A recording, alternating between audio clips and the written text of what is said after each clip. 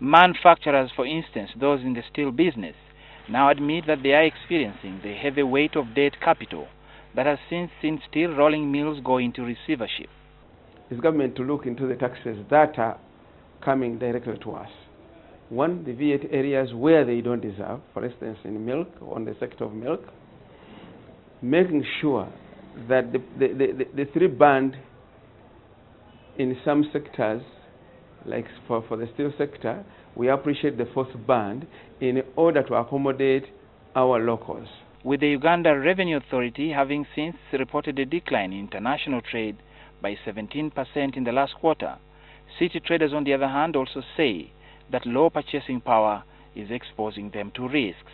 Because if these people borrowed basing on a different cash flow, and when they are asked to pay on a different cash flow, definitely they can't make it up, and the default rate usually goes up, and it results in the loss of the collateral.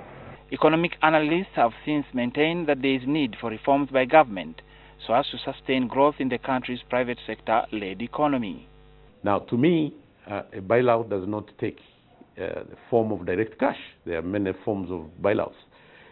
It could be credit guarantees, it could be tax incentives, it could be restructuring of loans, it could also be direct cash. But this is something that we need to think about if we are going to continue pushing the national development agenda where the private sector has a very strong role.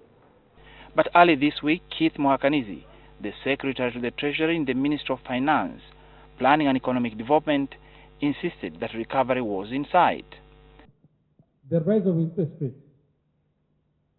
at the time when exchange was depreciating had many private, especially small businesses.